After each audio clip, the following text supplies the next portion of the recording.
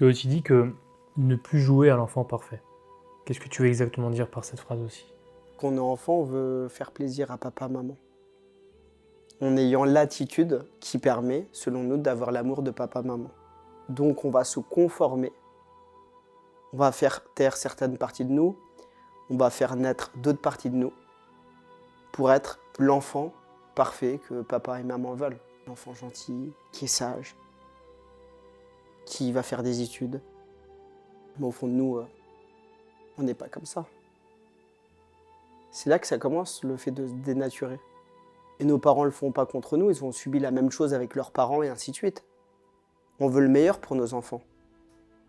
Mais on ne peut pas savoir ce que c'est le meilleur parce que le meilleur pour eux, c'est d'être tels qu'ils sont.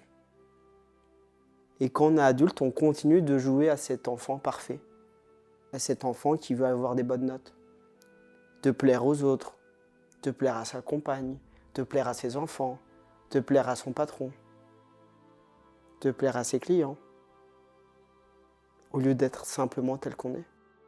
On a l'impression que d'être qui on est un problème, alors que c'est la solution. On a l'impression que d'être qui on est, c'est être imparfait. C'est être imparfait par rapport à la vision de la perfection de nos parents. Par rapport à ce que nos parents jugent bien ou mauvais en termes de valeurs. On n'a jamais choisi nos valeurs. On a les valeurs de nos parents, plus celles de nos rencontres. Donc arrête de jouer à l'enfant imparfait. Arrête d'être raisonnable et sois parfait. Parfait comme tu es dans ton imperfection. Et sois déraisonnable. Il n'y a rien de plus terrible que d'être raisonnable. Terrible d'être raisonnable. Être raisonnable, c'est de se taire.